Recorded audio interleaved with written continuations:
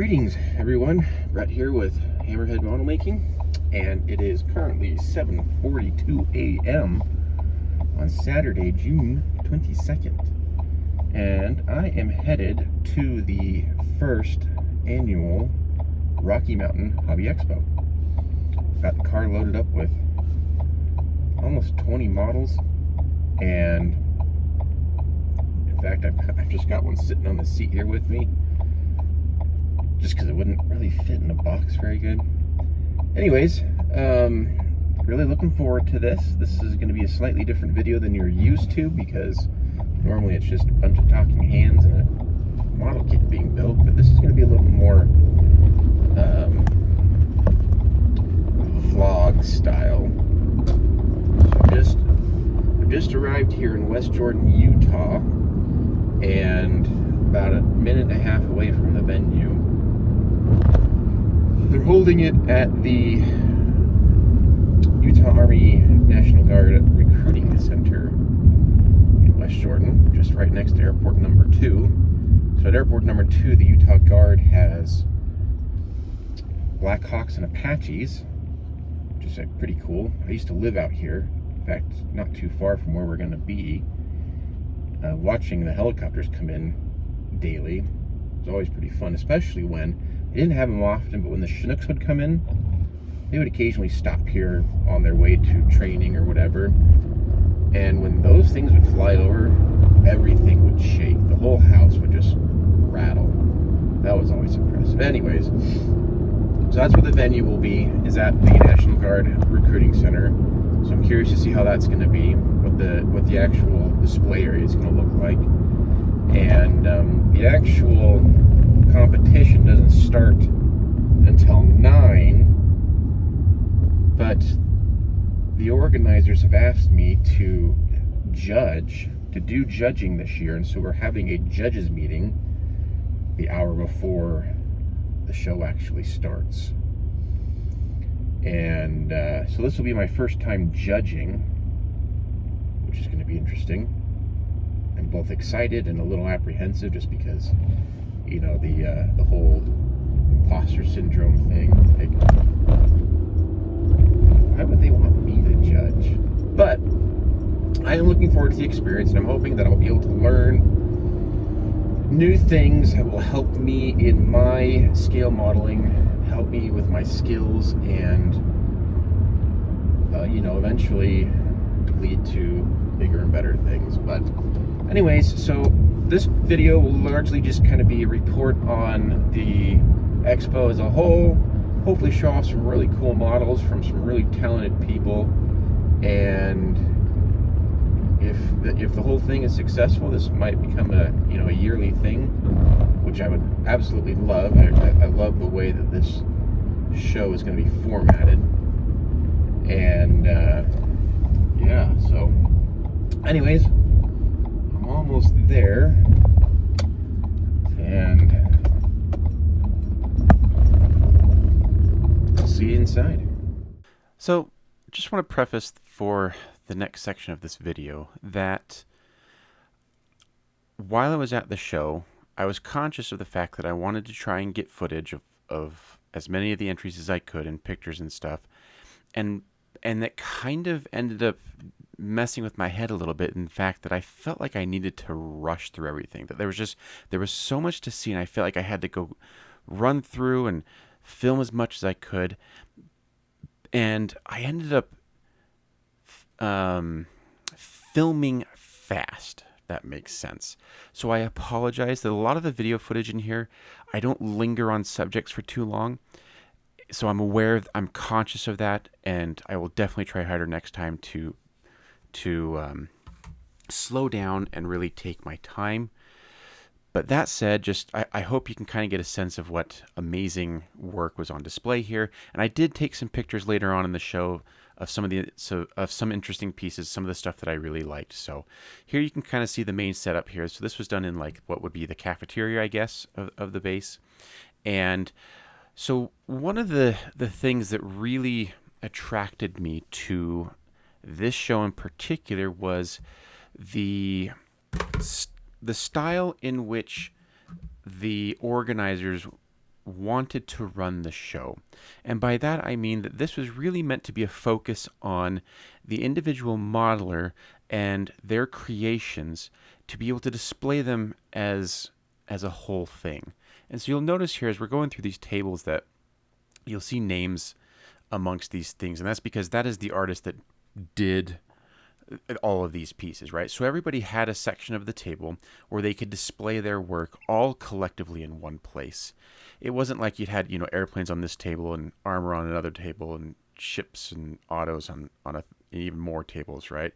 Everything that a modeler brought was displayed together. So you really were able to look at an individual and see their collective work across multiple different disciplines.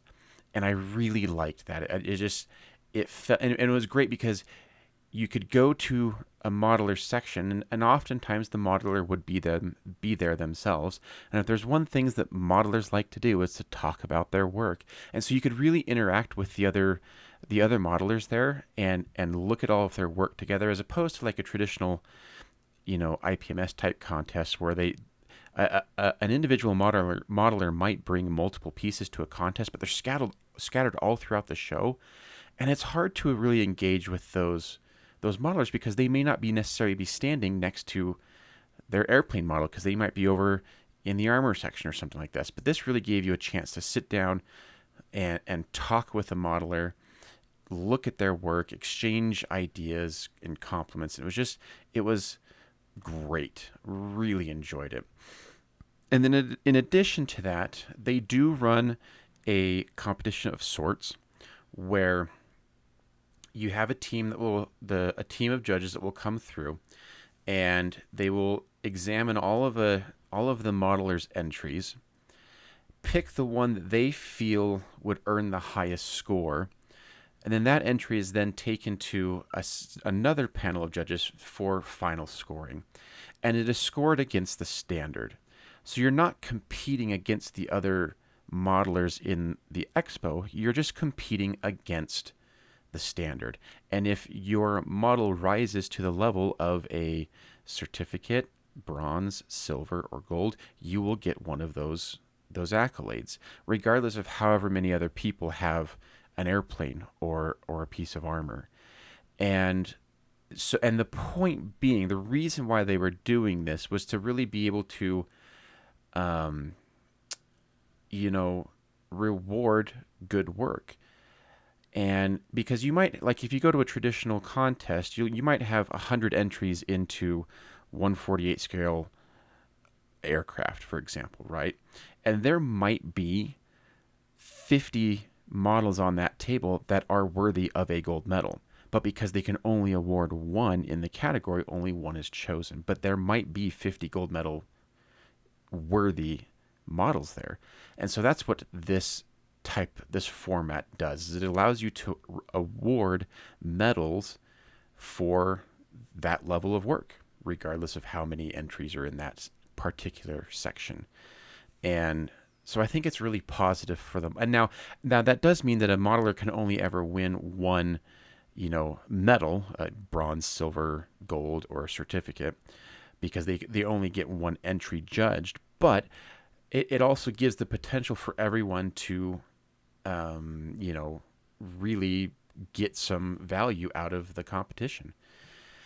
There are also special awards that get awarded later on, that are independent of the actual judging system. But so you can see there's a lot of great work, and there are a few entries in here like the one that we're looking at right now that are from fellow Instagram modelers that I follow on Instagram. And so it was really fun to be able to meet some of these people in person for the first time that I've chatted with and communicated with online. So that was really fun. I had a lot of people come up to me and say hi, and say, "Hey, I watch your videos on YouTube." And that was probably and I talk about this later in the final portion of the video, but that was just so much fun to be able to interact with people that watch my work. And so to everybody that came up, I'm really glad that you did, who came up and said hi. That was a treat for me. It was very special, and I enjoyed those interactions immensely. there was just so much good work here at the show. I mean, I can't even, and the video and the pictures won't convey just how amazing some of the stuff was. There was a modeler next to me who had a 1/32 scale Lancaster, and it was just massive, and it was great looking, just phenomenal. And in fact, it was just on just a little while ago, and so it's just there was so much good stuff, lots of amazing armor pieces and dioramas and figures. There weren't as many automotive subjects, and not as much like science fiction stuff, but the I'm hoping that since this was relatively successful, that obviously the expo will continue to happen, and hopefully at a yearly pace, but we'll see. But and hopefully we'll get more genres like the Gundams here, science fiction, more automotive things like that. There was also very few ships. I had two ships there. There was another person that had a couple ships, and then there were some like PT boats and stuff. And so it would have been nice to have seen more naval subjects, but regardless, it was still a lot of fun, and it was awesome to be able to see just so much variety in the types of things that modelers do. And there's things that people did that I would never even think of doing, like just some great out of the out of the box thinking and ideas, and it was fun. Another reason why I felt kind of like I had to rush through things, and and in fact, just as a tidbit, I've actually slowed the video down a little bit by like 25%. So it was actually I was going even faster, but because I had to be spending time back in the judging room, actually doing judging duties, and so I felt like I had to, I had to go do that, and I had to hurry back out and get more video and things like that. So I apologize that it feels rushed. I'll do better next time, because there is another show coming up in September. It will be an actual IPMS contest, but I'll try to be much better at focusing on subjects and slowing down and giving you time to actually see what's there. This display, this was another display that was next to me, doing some of the car work that was there, and I am just completely flabbergasted at how well these look. Just the polish on these cars was flawless and amazing. Definitely something I aspire to. This is the 1/32 scale Lancaster, and this thing dwarfed my B1. So that just tells you just how big it is. And yeah, so it was amazing. And the way that he transported it too was pretty genius. I loved this little panther here. It looked phenomenal. And that one actually took a special award, so definitely well earned there. The just some great work here. There was a couple of large scale dioramas that looked really good. This Prowler, this took a lot of awards as well. Definitely highly deserved, and I commend the artist. It was really, really nice, especially for such a difficult kit to do. It was the kinetic kit.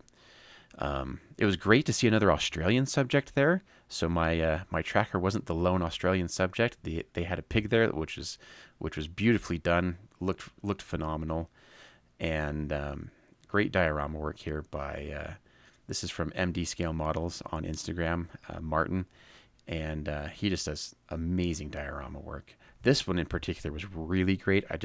I love the detail in that one, and looked really good. The some nice work here in the armor section. Just lots of really great weathered stuff. I mean, the guys that do armor full time, they're just amazing. This Bradley was phenomenal, and it looked so good. Here's another shot of that Australian pig. It was just so good. And so I commend everybody that was there, and for all the amazing work. I was definitely inspired, and I'm already like the gears are turning in my head, of okay, what can I do next year? What can I bring next year to really, really push myself to make my work better. The Defiant here, this was great, fully lit up. It was awesome, and lots of Navy subjects, lots of carrier aircraft type things. So that was fun to see. This Y-wing I'd actually seen at the last IPMS store or show, and it had won gold. Totally well deserved. It's great looking Y-wing. The phenomenal work, and I couldn't tell you what type of airplane this is. I'm not very familiar with World War One, but it looked amazing and it was large. A couple of egg planes were there. Those were a lot of fun. I like seeing the egg planes, and so yeah, just a lot of great work. Here's another shot of that Panther. I really enjoyed that Panther, and this big SR-71 was really fully riveted, looked amazing. And here's some engine detail on that 32nd scale Lancaster, and then the bomb bay on that same Lancaster. So it was a great way of displaying it. But yeah, so this year the Expo was a lot of fun, and all things considered, for it being the first year that it was done, I think overall it ran pretty smooth, and there was decent turnout. And everybody was just awesome. The vendors were good. A lot of people selling kits. I ended up picking up 2 kits. I'll show them at the end of the video here. But of course, Doug with MRS Hobby was there. So, and he brought a lot of great stuff to sell. And I'll show a clip of his stuff here in a minute. But so it was good. It was good. And a lot of local people just selling stuff from their collections and their stash and stuff. So. Good selection. So here's Doug in that blue shirt there. So this is the MRS Hobby Shop vendor portion, and finally I'll get you a shot of my display. And surprisingly, I didn't actually film more of my display while I was there, but I was just too busy looking at everybody else's amazing work. That's the 32nd scale A20, beautiful. So here's my display, and it's really fun to see how big the B1 is compared to everything, but it was small compared to that Lancaster. And but yeah, so it was great. There was, we had plenty of room, and so never felt like super crowded or cramped. And we could have easily fit more modelers in there, but again, it was the very first Expo, so don't necessarily expect like the biggest turnout. But I think it was about as large as they were expecting, and so that's good. Good hopes for next year, and hopefully we can get the word out more so that more people can plan on attending. And we did have quite a few people coming up from Las Vegas, so it was good to be able to get some out-of-state people there as well. So it just shows that the word did spread a little bit. So it'd be nice to be able to get more people from out of state next year. And because we've got a lot of Idaho and Nevada and Colorado and Arizona. They're all within plus or minus 10 hours, so I think it's definitely doable in terms of getting people, a larger, wider audience out. So, yeah. So we did have a separate section on a table for the judges to put one of their own pieces of work all together so this is all from the judges table. This is different examples from the different judges, and it was nice because we had like airplane judges and armor judges and figure judges and sci-fi judges and diorama judges, and I think that worked well so that you don't have like you get people that are knowledgeable about the genre and the discipline doing the judging. This A-wing in particular, this little diorama was exquisite. The weathering on this was just chef's kiss good, and some cool little figures here with some very nice weathering. And I had the C-47 on the judges table, so that was fun. That was one of the judges corner was basically the first thing you saw when you walk into the hall. So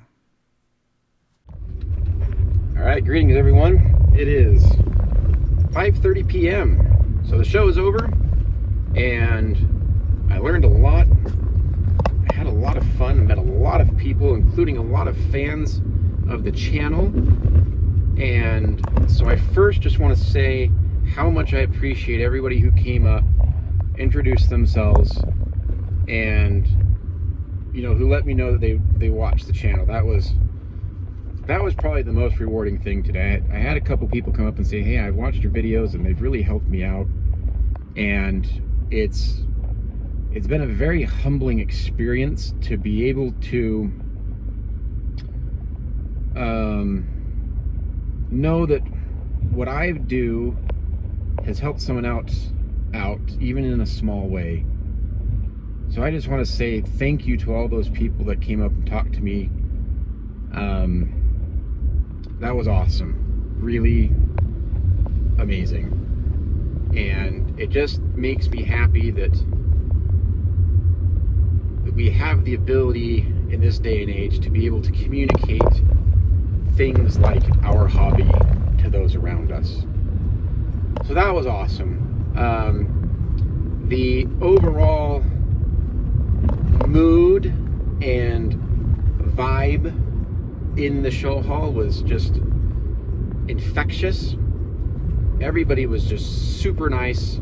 Everybody that I talked to was very kind and complimentary, and it was just it was fun to be able to get together in a single place with a bunch of like-minded people. That was a lot of fun. The competition aspect, so I was asked to be a judge, and to participate in that, and so I appreciate the opportunity to participate in judging. I learned a lot from it.